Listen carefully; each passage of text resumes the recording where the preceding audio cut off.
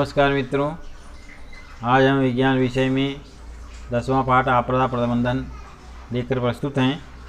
हम सबसे पहले देखेंगे एक स्वाध्याय में हम असंगत कौन है। तो जो चीज़ें असंगत हैं उन्हें गोले में कर देंगे।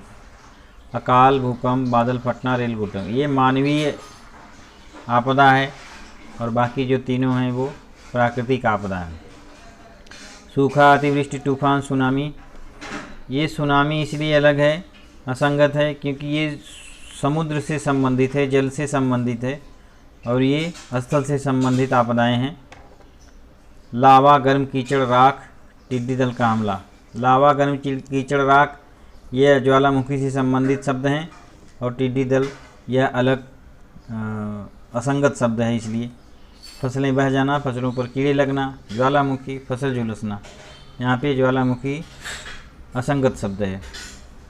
अब इन आपदाओं की उपाय बताओ। अकाल से बचने का क्या उपाय है? पानी का योजनाबद्ध उपयोग तथा पुनः उपयोग करना। दूसरा, स्थानीय स्तर पर जल संधारण के उपाय करना। बड़े पैमाने पर वृक्षारोपण करना और वृक्षों को तोड़ने से बचाना। जलवायु में संभावित परिवर्तनों के पूर्वानुमान के अनुसार योजना में परिवर्तन करना। बिजली गिरना, इसका क्या उपाय करेंगे हम आगे देखेंगे। बिजली गिरते समय या आकाश में बिजली कड़कती है तो उस समय हमें क्या उपाय करने चाहिए। यहाँ पर विभिन्न बहुत सारे उपाय दिए गए हैं। खुले मैदान, वृक्ष के नीचे खड़े मत रहो। विद्युत खंभा, दूरध्वनि खंभा, टावर आदि के पास खड़े मत रहो। गांव, खेत, अहाता, बगीचे, घर और चारों ओर तार के कंपाउंड को स्पर्श मत करो। दुपहिया वाहन पर बैठे हो तो उससे उतरकर सुरक्षित स्थान पर चले जाओ। अधिक लोग एक समय एक साथ न रहें। 2 व्यक्तियों के बीच 15 फीट की दूरी रहे, इसकी सावधानी बरतो। और प्लग से जोड़े गए विद्युत उपकरणों का उपयोग मत करो। मोबाइल या दूरध्वनि का उपयोग मत करो। पैर के नीचे सूखी लकड़ी, प्लास्टिक, टाट की बोरी, सूखी खरपतवार रखो। दोनों पैर इकट्ठा करके घुटनों पर दोनों हाथ रखकर पैरों के तलुओं पर बैठो। तैरने वाले व्यक्ति मछुआरे को तुरंत पानी के बाहर निकालना चाहिए। पक्का घर सबसे सुरक्षित स्थान है। अपने घर के आसपास ऊंची इमारतों पर क्या तड़ित लगा रखा है, इसकी जानकारी प्राप्त करो और तड़ित रक्षक लगाओ। इस प्रकार से हम बिजली की से होने वाले बचाव कर सकते हैं। तूफान से बचने का उपाय। तूफान से बचने के लिए हम इस प्रकार से कुछ उपाय कर सकते हैं। इमारत पर गिरकर हानि पहुंचा सकने वाले वृक्षों की नियमित रूप से छटाई करो, क्योंकि तूफान के समय वृक्ष घरों पर गिर जाते हैं, इसलिए वृक्षों की समय पर छटाई कर देनी चाहिए। यदि हम घर से बाहर हैं तो निश्चित रूप से कहाँ हैं इस बारे में अपने करीबी रिश्तेदार मित्रों को बताओ। तुम कहाँ हो तूफान आने के समय, वो अपने नज़दीकी लोगों को इसकी जानकारी दो। तुम अगर स्वयं बाहर हो तो सुरक्षित स्थान पर आश्रय लो। गैस रेगुलेटर स्विच बंद करो। विद्युत प्रवाह को खंडित करो। तुम्हारे रिश्तेदारों मित्रों को फ़ोन की सहायता से संभावित संकट के प्रति सावधान करो। उन्हें सुरक्षित स्थान पर जाने की सूचना दो। घर से दूर रहने वाले अन्य लोगों को घर में थोड़े समय के लिए आश्रय दो। ये तूफान से बचने के उपाय हम कर सकते हैं। बादल फटना, इसके उपायों के बारे में हमें तुरंत सोचना पड़ता है क्योंकि हमें मालूम नहीं रहता है कि यहाँ बादल फटने वाले हैं। जोर की बरसात होती है और अचानक बहुत सारी बरसात हो जाती है। तो ऐसे समय में हमें कभी भी पानी में होकर कहीं जाना नहीं चाहिए। कोशिश करनी चाहिए कि हमें ऊंचे से ऊंचे स्थानों की तरफ और पहाड़ी वाले क्षेत्र पे न जाएं, क्योंकि वहाँ बारिश होती रहती है तो पहाड़ भी वहाँ खिसकने का अंदेशा बना रहता है। इसलिए ऊंचे स्थान और पक्के घरों में और ऊंचाई वाले स्थान पर चले जाना चाहिए और कोशिश करना चाहिए कि ऊंचे स्थान पर जो घर बने हैं उन घरों में चला जाना चाहिए और पहाड़ी वाले स्थान को छोड़कर तो पानी में जाने की कोशिश नहीं करना चाहिए। और बादल फटने से यही सावधानी हम कर सकते हैं। हमारा तीसरा प्रश्न है, सत्य है या असत्य कारण सहित बताओ। तूफान आने की जानकारी गुप्त रखनी चाहिए। यह कथन असत्य है, कारण तूफान आने की जानकारी अधिक से अधिक लोगों को बताना चाहिए जिससे लोग सुरक्षित रह सकें। अगला है, आकाश में बिजली चमकते समय तैरना नहीं चाहिए। यह सत्य है, क्योंकि आकाशीय बिजली पानी में भी गिर सकती है और जानहानि हो सकती है।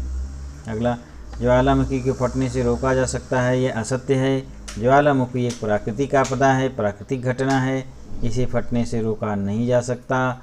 अतिवृष्टि। अगला है, अतिवृष्टि के कारण अकाल पड़ता है। यह कथन सत्य है कि अतिवृष्टि होने से अतिवृष्टि के कारण अकाल पड़ता है, सत्य है। अतिवृष्टि से फसलें बह जाती हैं जिससे अकाल पड़ता है, फसलें नष्ट हो जाती हैं। डूबने से भी फसलें नष्ट हो जाती हैं, तो लोगों को खाने पीने की समस्या हो जाती है। पीने के लिए पानी भी उपलब्ध नहीं होता क्योंकि चारों तरफ गंदा पानी व्याप्त रहता है, इसकी वजह से अकाल पड़ता है। दिए गए प्रश्नों के उत्तर लिखो। ये चौथा प्रश्न है, सुनामी का क्या अर्थ है, यह कैसे तैयार होता है। महासागर के तल में होने वाले भूकंप और ज्वालामुखी के कारण निर्मित होने वाली लहरों को सुनामी कहते हैं। यह महासागर में भूकंप और ज्वालामुखी से तैयार होते हैं। अगला प्रश्न है, बादल फटने का क्या अर्थ है। बादलों में, इसका उत्तर है, बादलों में वाष्प की मात्रा अधिक होने से और शीघ्र संघनन क्रिया द्वारा अचानक किसी विशेष स्थान और छोटे भूभाग पर लगभग 100 मिलीमीटर प्रति घंटा या उससे अधिक वर्षा होती है। इसे ही बादलों का फटना कहते हैं। अगला प्रश्न अपना है, ज्वालामुखी के क्या परिणाम होते हैं। तो ज्वालामुखी से लावा, रस, वाष्प, गर्म कीचड़, गंधक आदि रासायनिक पदार्थ भूपृष्ठ पर आकर संचित होते हैं। इस कारण पहाड़ व पहाड़ियाँ बनती हैं। यह है, ज्वालामुखी से बाहर आने वाली राख और गैसों के कारण वायुमंडल प्रदूषित होता है। ज्वालामुखी के कारण बारिश आने की संभावना होती है। गर्म गैसों के कारण तापमान बढ़ता है। गर्म कीचड़ में जंगल बस्तियां दब जाती हैं। ये चौथे का ई, बिजली से होने वाली जीवित हानि टालने के उपाय कौन से हैं। उसके उपायों के बारे में पिछले उसमें बताया जा चुका है। बिजली गिरना, इसका उपाय, बिजली गिरती है तो उसका उपाय क्या है, इसका यही उत्तर है। ये देखो यहाँ पेज नंबर 67 पे इसके उपाय दिए गए हैं। यही सारे उपाय भी इसके लिए, इसका उत्तर भी यही है। अब आते हैं पाँचवें प्रश्न की तरफ। पाँचवा प्रश्न है, महाराष्ट्र में आपदा प्रबंधन के अंतर्गत महाबाढ़, चट्टान की चकना जैसी आपदाओं के लिए कौन सी उपाय योजनाएं बनाई गई हैं। महाराष्ट्र का आपदा प्रबंधन विभाग एक मास्टर ट्रेनर होता है जो जिला स्तर पर लोगों को प्रशिक्षित करता है, और वे लोग तालुका स्तर पर भी विभिन्न लोगों को प्रशिक्षित किया जाता है और वहां से ग्रामीण भागों पर लोगों को प्रशिक्षित किया जाता है। ये कार्य महाराष्ट्र का आपदा प्रबंधन विभाग करता है। प्रशासन लोगों को आपदा की सूचना विविध संचार माध्यमों द्वारा बताती है, जैसे रेडियो और टीवी द्वारा किसी आने वाली आपदा की जानकारी समय समय पर प्रशासन देता है। छठवां प्रश्न है, आपदा प्रबंधन के संदर्भ में तुम अपने घर की कौन सी बातें रखोगे। प्राथमिक उपचार के साहित्य की व्यवस्था हमेशा घर में रहनी चाहिए। बिजली के उपकरण ठीक ढंग से लगे हों, इस बात का ध्यान रखना चाहिए। गैस कनेक्शन ठीक प्रकार से लगा हो और उसका रेगुलेटर बंद है कि नहीं, इसका ध्यान रखना चाहिए। जल्दी खराब होने वाली चीज़ों का संग्रह नहीं करना चाहिए। इस प्रकार से हमारे इस पाठ का प्रश्नोत्तर वाला प्रोग्राम समाप्त होता है। धन्यवाद।